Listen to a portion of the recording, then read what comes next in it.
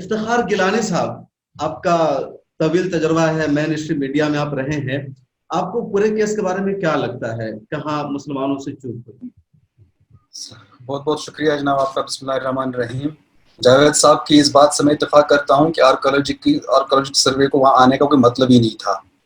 Migration जो है दुनिया का एक साइंटिफिक फिनोमिनन है। दुनिया में कहीं पर भी आप कुछ खोदे नीचे कुछ ना कुछ तो मिलेगा ही। 5,000 साल पहले, 10,000 साल पहले, 1,000 साल पहले कोई ना कोई तो रहता ही होगा। जहाँ पर आपका स्टूडियो है इस वक्त, वहाँ पर उस वक्त अगर आप खोदेंगे नीचे कुछ ना कुछ तो नीचे मिलेगा ही मिलेगा।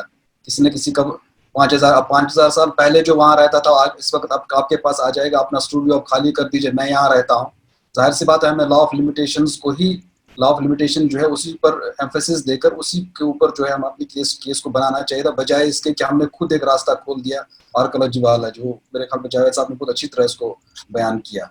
दूसरी चीज जो है, आप इस केस की तरफ में आता हूँ। ये जो केस लखनऊ में चल रहा था, इस केस की तरफ, क्योंकि इसका मैं खुद थोड़ा बहुत जो है मैं विटनेस रह चुका हूँ थोड़ा बहुत, किस तरह ये केस चल रहा था।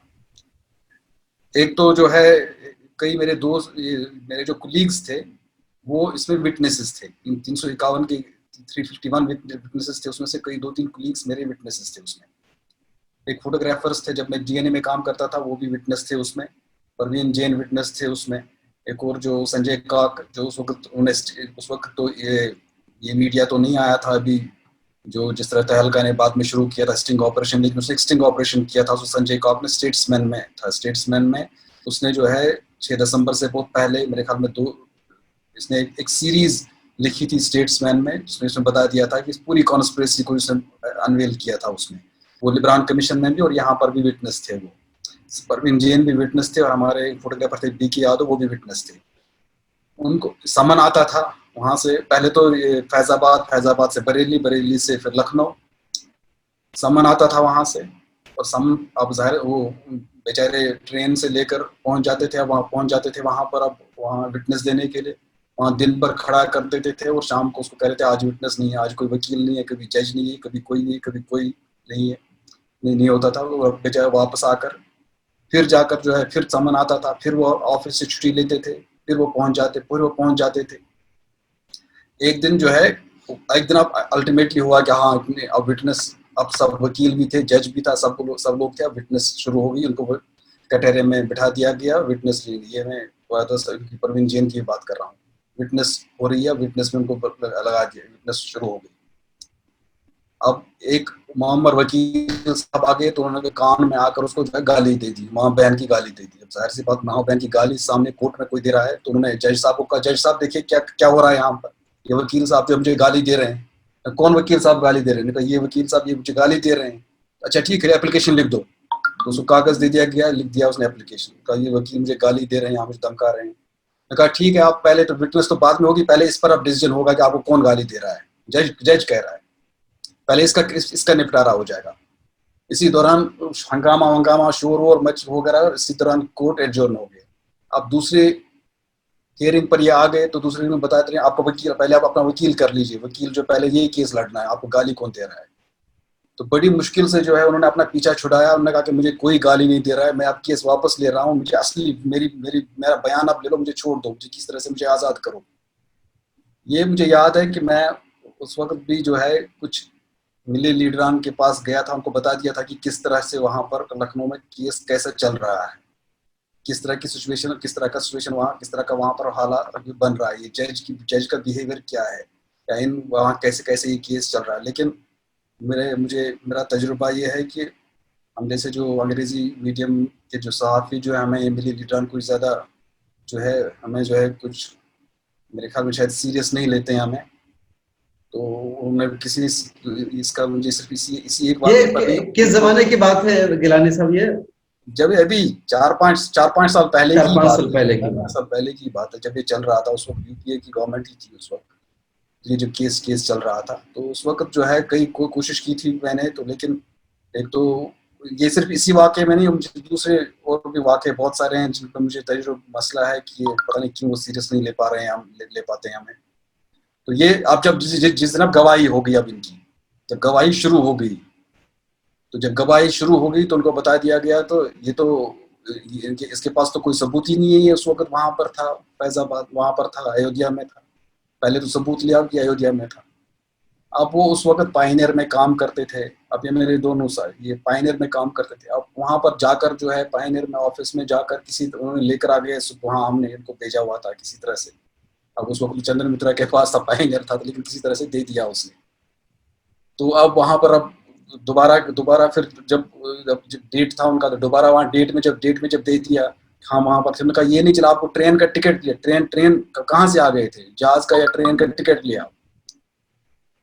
अल्टीमेटली किसी तरह से जो है वो ट्रेन का टिकट भी अरेंज हो गया था, लेकिन उसके बावजूद, और इनके पास सबसे इम्पोर्टेंट चीज ये था कि दो लोगों के पास, परवीन जैन के पास, और जो उनके पास वो पिक्चर्स थी, उससे पहले जो रिहर्सल हुआ था कि बाबरी मस्जिद को किस तरह गिराना, उसका रिहर्सल हुआ था। उसमें वो ऐसे कार से बनकर अंदर बैठ गए थे उनके साथ, और उन्होंने पिक्चर्स ली थी। हमने कल जो उसकी पिक्चर गैलरी हमने बनाकर यहाँ से रिलीज की थी, उन्हीं की पिक्चर्स की, जो रिहर्सल हो रही थी, उसकी जो रिहर्सल हो रही थी उससे पहले। जाहिर सी बात है, कॉन्स्पिरेसी किसको कहते हैं आप, उससे पहले जब रिहर्सल वही तो कॉन्स्पिरेसी है। तो ये उन्होंने हमें कॉपीराइट दिया था, हम उन पिक्चर्स का हमने कल रिलीज की थी। उससे पहले हमने वो नवंबर में भी उन्होंने हमें कॉपीराइट दिया था इन पिक्चर्स का, जो ये कॉन्स्पिरेसी वाली पिक्चर्स थी, रिहर्सल वाली पिक्चर्स थी।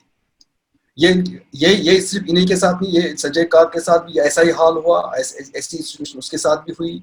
ऐसे हमारे फोटोग्राफर बीके यादव जी, उनके साथ भी बिल्कुल भी ऐसी उनके साथ भी हुई।